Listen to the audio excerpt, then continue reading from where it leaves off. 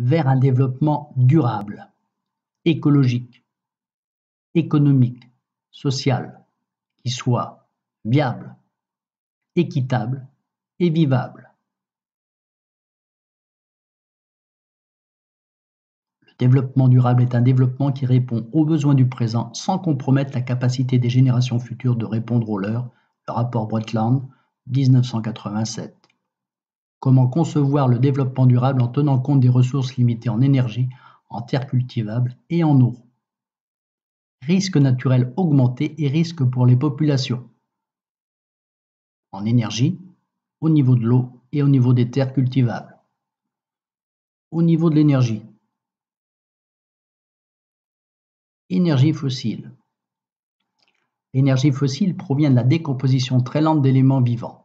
Il y a plusieurs millions d'années, pétrole, charbon et gaz. Leur quantité est limitée sur Terre. Ces matières sont utilisées en les brûlant, ce qui produit du dioxyde de carbone, une cause importante du réchauffement climatique. L'énergie nucléaire. Le nucléaire produit des tonnes de déchets radioactifs qui resteront dangereux pendant des milliers d'années. Le combustible nucléaire est si dangereux qu'il ne doit jamais être mis en contact avec l'environnement. Le stockage en couche géologique profonde est envisagé pour gérer les déchets nucléaires. L'eau.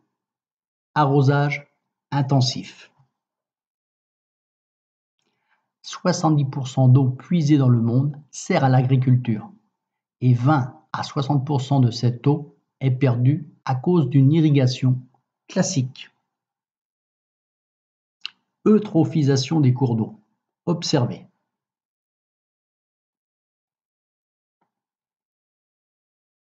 Le plan d'eau vu de profil.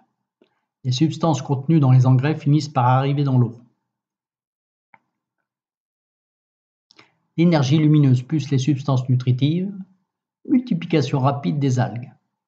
L'épaisseur des algues empêche les rayons lumineux de pénétrer en profondeur. Les algues abondantes commencent à pourrir par manque de lumière et de dioxygène.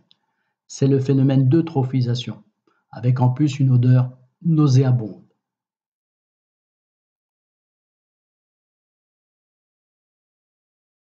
Terre cultivable. Arrosage intensif, nous venons de le voir. Épandage, nous venons de le voir. Labour profond.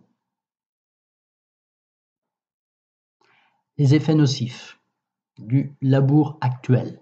Surconsommation de gazole par les tracteurs. Destruction de la matière organique qui structure les sols. Le sol est un écosystème complexe, peuplé de très nombreuses espèces utiles, et en particulier de milliards de bactéries au centimètre cube, ce qui n'est pas toujours bon de retourner. Destruction des haies par le remembrement.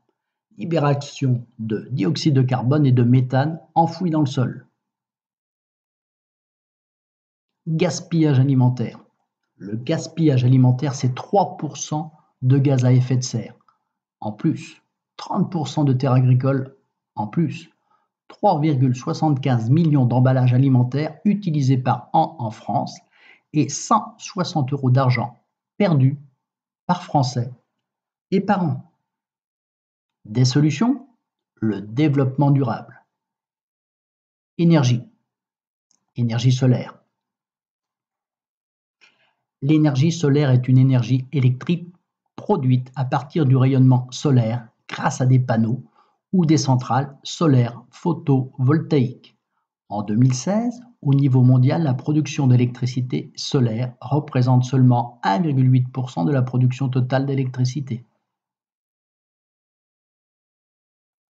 Énergie éolienne. L'énergie éolienne est devenue un producteur majeur d'énergie renouvelable. L'énergie éolienne ambitionne de fournir à l'horizon 2020 de 14 à 18% de l'électricité qui sera consommée en Europe. L'énergie hydraulique. Observez. Un barrage hydraulique, c'est un mur construit dans la vallée d'une rivière. L'eau s'accumule derrière ce mur et forme un lac. Lorsqu'on veut produire de l'électricité, on ouvre une vanne et l'eau qui s'écoule dans la conduite entraîne la roue de la turbine. Notre pays compte une quarantaine de grands barrages situés surtout dans les Alpes. Eau. L'arrosage raisonné.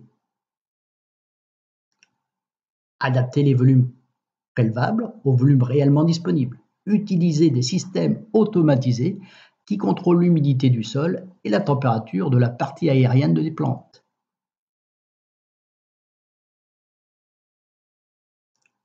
Épandage raisonné pour éviter le phénomène d'eutrophisation, la modération de l'utilisation d'engrais chimiques et de pesticides réduira ce qu'on appelle la part d'intrants dans le sol.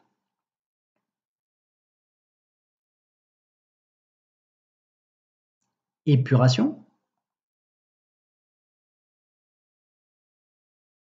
Une station d'épuration traite les eaux usées, c'est-à-dire les eaux sales, domestiques, industrielles, pluviales.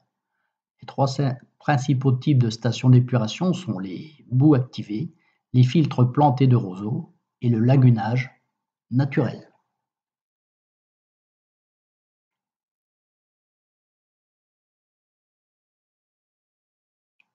Terre cultivable. Agroculture.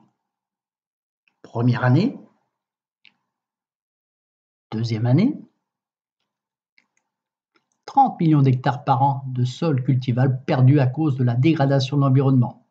Des solutions, pesticides restreints, rotation des cultures, labour modéré, maintien des haies, zones enherbées entre culture et cours d'eau pour éviter l'apport de pesticides dans les cours d'eau. C'est l'agroculture ou l'agroécologie. Arrosage raisonné, épandage raisonné, labour peu profond, la protection des sols contre les risques d'érosion, l'augmentation de la biodiversité dans le milieu, la réduction du temps de travail, les économies sur les coûts de mécanisation et la diminution des gaz à effet de serre. Bilan entre le développement durable et les risques. Ressources limitées en eau, énergie, terres cultivables, les risques, pesticides et engrais chimiques, arrosage intensif, labour profond, gaspillage alimentaire, énergie fossile, déchets nucléaires, des solutions, énergie renouvelable, épuration, arrosage raisonné, écosystème préservé.